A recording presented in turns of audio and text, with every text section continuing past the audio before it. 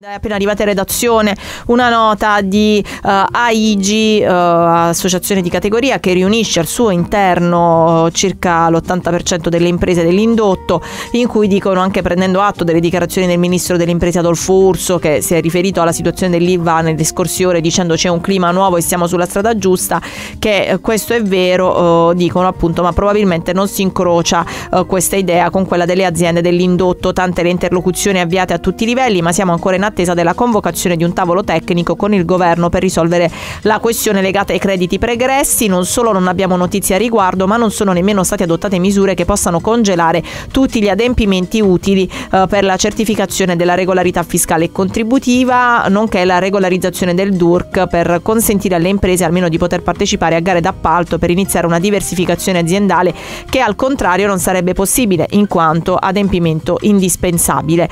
Scadenze che le aziende non saranno nelle condizioni di poter rispettare, compromettendo irrimediabilmente il loro stesso futuro, quindi insomma è ancora tutto congelato. Queste sono le dichiarazioni, le ascoltiamo spesso, le dichiarazioni delle associazioni, ma dietro appunto i grandi numeri e le dichiarazioni poi ci sono le storie, una di queste vogliamo raccontarla stamattina, è la storia di Antonio Marino. Buongiorno, ben trovato. Buongiorno. Dunque, lei in che azienda lavora e da quanti anni? Ovviamente parliamo di indotto Ilva. Sì, allora, io nell'indotto lavoro da 11 anni circa, lavoro da 3 anni con questa azienda, la Semat Services, che stiamo avendo grosse difficoltà economiche. Noi avanziamo mezzo stipendio di gennaio, lo stipendio di febbraio non se ne parla proprio, avanziamo 6-7 mensilità ticket, e in più siamo in cassa, ma al momento l'INPS non ha ancora accettato la nostra cassa integrazione, quindi non sappiamo più come muoverci. Quindi gli ultimi soldi che ha visto lei in busta paga sono, sul suo conto sono 500 euro a gennaio? Sì. Ma lei ha famiglia, signor Marino? Ho moglie e 2 bambini. E come me tante altre persone, specialmente della nostra stessa azienda, c'è il paradosso che la gente si sta licenziando per giusta causa per prendere la disoccupazione, la NASPI, e questo è il paradosso.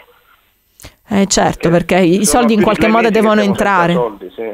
Diceva che ha famiglia, quindi sua moglie lavora o avete un unico stipendio? No, un unico stipendio. Senta, lei se le prospettassero insomma un'altra possibilità fuori dall'indotto ex Ilva la coglierebbe subito? Sì, ma tutti stanno facendo così, la gente sta andando anche a contratti di un mese per lavorare, pur di percepire un minimo stipendio. Io poi all'interno di quell'azienda sono un RSE, un RLS sindacale, quindi non vi dico le difficoltà che stiamo passando in questo momento, giustamente con gli operai e anche col sindacato, perché pressiamo, cerchiamo delle informazioni, perché gli appalti non stanno pagando, le aziende non vogliono pagare. Ci giocano sulla motivazione che non hanno soldi e crediti, perché fanno leva sull'operaio, e questa è la realtà. Perché ad alcune aziende, come abbiamo messo un legale che gli ha fatto un'ingiunzione di pagamento, hanno iniziato a pagare. È un modo per cercare di attirare anche l'attenzione, no, del governo centrale rispetto alla problematica, sicuramente, però è chiaro anche che poi il rischio è che ne facciano le spese gli operai. Sì. Perché sono sempre gli operai, perché i principali che oggi dicono, gli imprenditori che dicono che non hanno un euro, io non li vedo camminare a piedi, non li vedo, fare quello che stiamo facendo noi. Cioè questi vanno camminando con Maserati, Audi, hanno Rolex ai bracci. Vabbè, è un paragone che non si può fare però questo, Marino, perché siete evidentemente su posizioni diverse, ma ci sono entrate diverse e uscite anche diverse, immagino. Che tutti gli imprenditori dicono che loro stanno perdendo tutto, hanno rischiato e tutto, ma il rischio di impresa è loro. Siamo noi operai che sono 3 mesi quasi che non prendiamo un euro. E questo è il paradosso. E non si parla neanche di un eventuale rientro a lavorare, perché questo è il problema. Si parlava che era una decina di giorni, ma al momento non c'è nessuna ufficialità di un eventuale rientro. Anzi, sappiamo che alcune attività le sta svolgendo l'Ilva direttamente. Che cosa si aspetta per il futuro più breve? Non guardiamo troppo lontano. Per i prossimi mesi. La prima cosa è di percepire tutti gli arretrati degli stipendi, perché siamo in una difficoltà economica pazzesca, c'è gente che ha avuto sfratti, c'è gente che prende ansiolitici per dormire. La cosa che riprendere subito l'aspetto economico e rientrare subito a lavorare. perché così sta andando ancora peggio la situazione. C'è gente che si sta licenziando, non sa più come fare, perché giustamente dice in disoccupazione per la percepisco, sono 2 o 3 mesi che non prendiamo un euro e le spese ci sono, anche spese di salute.